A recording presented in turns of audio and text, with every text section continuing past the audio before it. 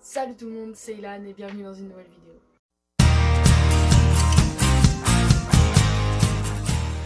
Donc vous avez peut-être déjà vu la première vidéo où je faisais juste une petite présentation de la chaîne.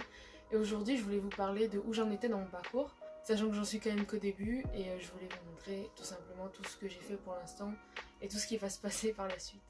Donc la première chose que j'ai commencé dans mon parcours, c'est niveau administration, j'ai commencé par le plus chiant. Et en parallèle, j'ai commencé aussi tous les rendez-vous pour une transition médicale future. Donc je vais commencer par vous parler du changement de prénom, parce que je ne m'occupe que de ça pour l'instant, parce que le changement de genre c'est quelque chose de beaucoup plus complexe, avec beaucoup plus de papier, et j'ai pas envie d'aller devant un tribunal, parce que oui, il faut aller devant un tribunal si on veut changer son genre aujourd'hui en France, le tribunal de grande instance, et ça m'enchante pas trop. Du coup j'attendrai encore un peu plus tard, mais pour l'instant je me suis occupée du changement de prénom. Donc je vais vous montrer pour l'instant mon dossier à peu près où il en est, et de ce que j'ai mis dedans. Donc voilà le dossier, il y a quand même pas mal de feuilles et de paperasse, tout ça. Et je vais vous expliquer un peu ce que j'ai mis dedans. Donc les premières feuilles, tout simplement, c'est vous pouvez le trouver partout, c'est juste le papier de demande de changement de prénom. Donc moi je suis mineure, donc c'est pour les enfants de 13 ans et plus.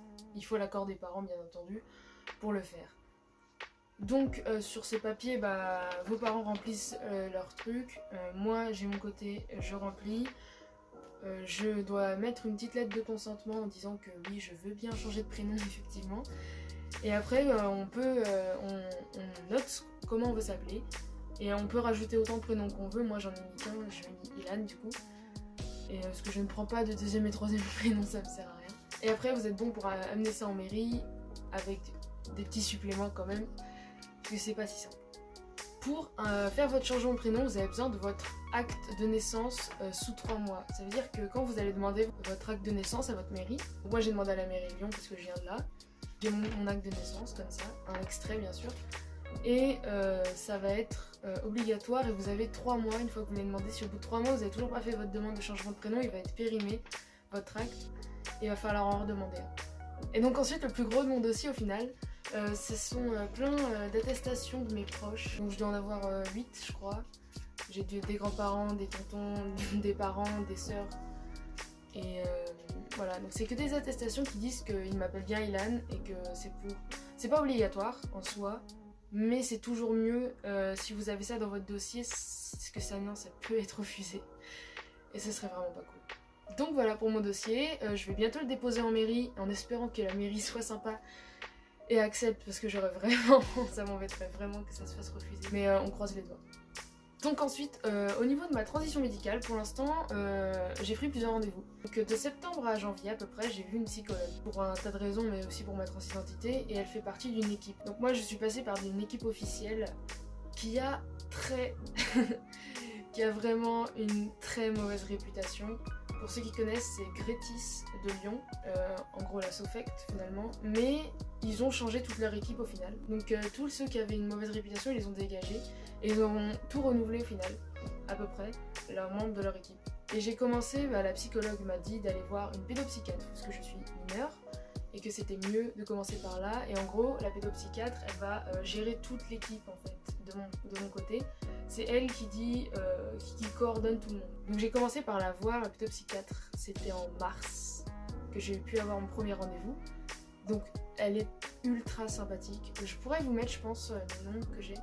Donc je vous mettrai une petite fiche pour celles que ça intéresse, parce que ça peut vachement aider.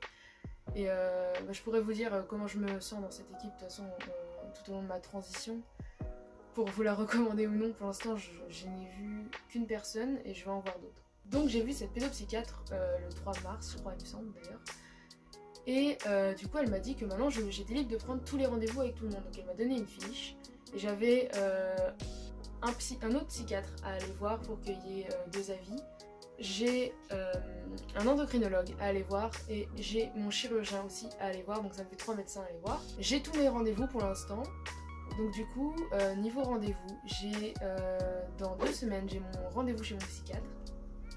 Après je vais revoir ma pédopsychiatre pour lui dire où j'en suis dans les rendez-vous, donc on pourra faire un point. Je pourrais quand même lui poser quelques questions sur ma transition et comment tout va se passer exactement. Ensuite, dans le mois de juin, je vais avoir 2 rendez-vous, donc l'endocrinologue et le chirurgien. Et après, vous n'êtes pas obligé. Si vous voulez pas faire, par exemple, moi je sais que je vais faire la mammectomie et avoir de la T. Mais même si vous ne voulez pas faire de mammectomie, par exemple, vous êtes obligé, vous devez aller voir un chirurgien. En gros, c'est pour que vraiment vous rencontrez toute l'équipe si jamais vous changez d'avis. Donc une fois que j'aurai pris tous mes rendez-vous, l'équipe elle se réunit à des dates précises. Par exemple, il y a une réunion en juin que je ne vais pas avoir et j'aurai une réunion, moi ça sera pour celle de septembre, normalement j'espère. Et une fois que l'équipe se réunit, elle te dit tu peux commencer ça, tu peux faire ça, c'est bon, c'est ok. Moi, dans mon parcours, j'ai 15 ans, donc je peux pas accéder à la mammectomie parce que légalement en France c'est à peu près 18 ans, mais ils peuvent te faire passer un tout petit peu avant à 17. S'ils te connaissent bien et s'ils savent que t'es prêt, que t'as bien réfléchi dans ton choix. Donc ils prennent la réunion en septembre et ils vont me dire ok pour la T, c'est bon. Parce que ma pédopsychiatre m'a déjà dit que c'était ok pour la T, il faut juste quand même qu'on se réunisse, mais tu seras bon, tu vois. Du coup, normalement, d'ici cet automne, je serai peut-être, je dis bien peut-être, hormonée et enfin accéder à la sainte testostérone. Donc voilà pour l'instant où j'en suis dans ma transition. J'ai encore plein de rendez-vous qui vont arriver dans les 2 mois à venir. Et j'ai vraiment hâte de voir tout ça. Je vous ferai des petites dates de mes rendez-vous pour vous dire si ces médecins sont safe ou pas. Parce que, ouais, genre je me suis engagée là-dedans, mais je sais qu'ils ont une sale réputation. Mais normalement, ça va. En tout cas, le premier rendez-vous que j'ai eu, la pédopsychiatre était adorable et elle te demande direct quel est ton nom d'usage, comment veux-tu que je t'appelle, quels sont tes pronoms. Elle te parle un peu de comment t'en es arrivé là et tout. Et elle ne te juge pas, elle est vraiment très sympa. Donc voilà, c'était tout pour cette petite vidéo pour vous montrer où j'en étais dans ma transition en tant qu'adolescent transgenre aujourd'hui. J'espère que ça vous a plu. Si vous voulez continuer à suivre mes aventures, vous pouvez vous abonner et cliquer sur la cloche, me laisser un petit like, ça fait toujours plaisir.